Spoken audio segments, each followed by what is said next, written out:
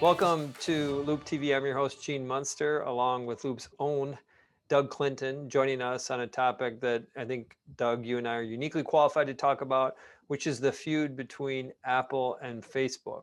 I want to start by giving everyone some context here. Is back in June of 2020, Apple announced that in the next version of iOS 14, which is now the current version, they would have some more awareness. They would build in messaging around which apps track what. In other words, when you open an app, it will say this app intends to track you. Are you okay with this app tracking you? Specifically, apps that use tracking for advertising purposes. This feature is yet to be rolled out. So it is likely to come in the spring, and that has irritated Facebook, and Tim Cook and Mark Zuckerberg have been progressively inching up the heat, the rhetoric between each other.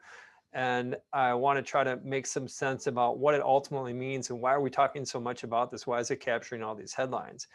And I'm going to pause there and ask you, Doug, when you see the back and forth between Facebook and Apple, nothing new. They've been kind of talking about these differences in philosophy for a long time. What do you think of? The first thing that came to mind was, in some ways, our current political situation. It's always a dangerous topic, but I think anytime you make what seem to be sort of moral judgments about how another person views the world, I think that people take offense to that. And I think in some ways, Apple and Facebook are sort of doing that about each other. Apple's sort of saying, "Hey, we think ad models are a bad way to do business," and Facebook firing back and saying, "Not everyone should charge for their products. There's some great free products that should exist and have been powered by advertising for a very long time." And so, I think it's a really difficult argument. You can obviously point out to valid claims on both sides. And ultimately, what I think happens is probably, we find a way where the world doesn't look all that much different in 6 to 12 months from now, even though this is the topic of the day and everybody, I think, wants to figure out how is this going to affect the overall landscape. Yeah, maybe we can fast forward to the last episode of this feud between Apple and Facebook and give you the spoiler alert that they're not going to be shaking hands and smiling. They will not see eye to eye on this because I think they're arguing two different things. Whenever you're arguing two different things, it is almost impossible to come to some sort of resolution, or at least where both parties feel great about it. And so let me go a little bit further into that. You talked about some of Apple's claims about not liking advertising. I don't see Tim Cook's commentary related to Facebook as much about advertising, more about your personal data. And I guess the level of advertising, this is different than what TV advertising was 15 years ago, the level of targeting that's going on. And I guess my question is, advertising is a good business, but have we kind of reached a point where there's just so much data around us that it's getting to be a little bit uncomfortable for us to know that advertisers have this level of insight? I think that's probably what the conversation's about. I do think, we've talked about this some before, but what is the data that these companies have on you becomes sort of an abstraction. I think if most people knew what the data was, some people would think it was crazy, and some people might not really care and say, "Wow, I didn't realize this is what we were talking about." It's generally not like they have your name. I mean, that's not really what the targeting is about. It's more about what your behavior is online, and then trying to make advertising more effective based on what your behaviors are online. I think your So TV let me analogy, interrupt you, Doug, as yeah, you came from a startup in Pocket that got sold to Nokia way back when Nokia was a real cool company. And it's I cool guess, again right now on yeah, I Walking was just Dead. gonna So, say, I gotta watch my words here. yes, Maybe let me rephrase that. Nokia is a really cool company, but back when Nokia had more market share. yeah. And I remember you were just really helpful at framing in what some of these markers are that advertisers want to get. So what is a typical for a Facebook user, Instagram user, or Google Maps user, I guess? What are when you are agreeing, because no one reads the terms and services except my brother Mike, but if you are agreeing to the terms and services, what are you agreeing to? Typically, what is being tracked? I mean, what is mostly being tracked is what websites you are visiting. I mean, that's the biggest component of most of this third-party data that is used ultimately in ad tracking. So I'll keep it focused on the advertising discussion. And so, whether it's retargeting, if you put something in your shopping cart in Etsy or Amazon or Rogue Fitness is my favorite site, you'll probably see Rogue Fitness ads across the web elsewhere. And I mean that is the most useful way that Retargeting. tracking retargeting is one of the most useful ways.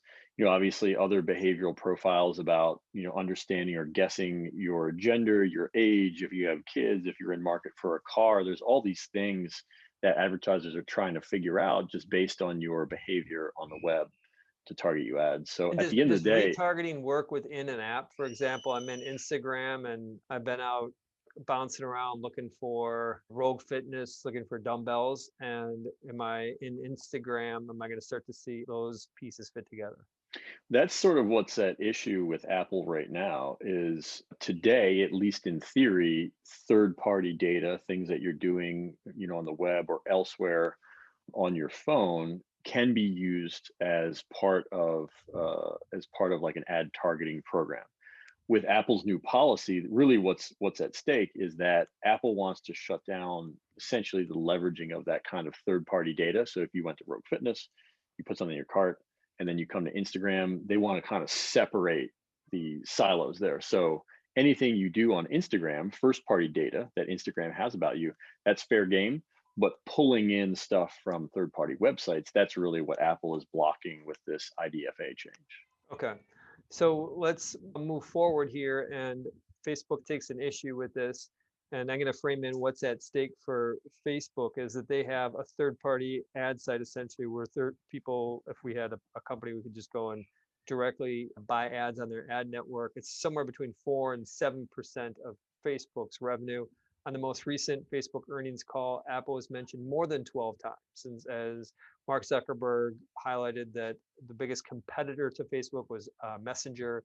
People share photos of Messenger, which compete with Instagram, and messages, which compete with WhatsApp. Makes sense that that comes up. But when you think about the size of the risk of these changes to Apple relative to Facebook's revenue, it's pretty small, right? I mean, we're not talking 4 to 7%.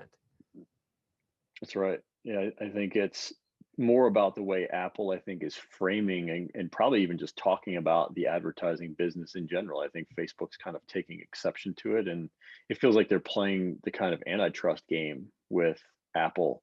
And when you're the biggest company in the world by market cap, I think a lot of people are probably going to claim that you somehow have been anti competitive.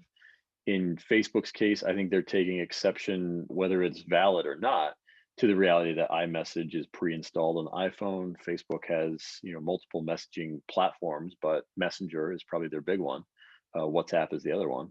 So that may And be the bigger play here for Facebook, as it's not about the 5% of revenue we're talking about. It's more about making Apple look bad. I think at the end of the day, that's a big piece of it. Yeah. But I think it does eventually tie back to advertising because that's how Facebook makes all their money. They don't really Right. make any money on messaging. I think messaging is probably sort of like a Trojan horse in this case for Facebook to have a leverage point to fight back against Apple. So imagine this being some sort of a fight that you could put a wager on. Who do you think is going to win? Um, I don't know how I would quantify a win. I don't know if anybody's necessarily going to win here. I think ultimately what happens is that over the short term, Facebook has probably some degree of revenue headwind. I think Apple third party developers, people who create free apps, they're the ones that get hurt the most in the short term. I think over the long term, that there will be new solutions to solve this sort of third party data issue.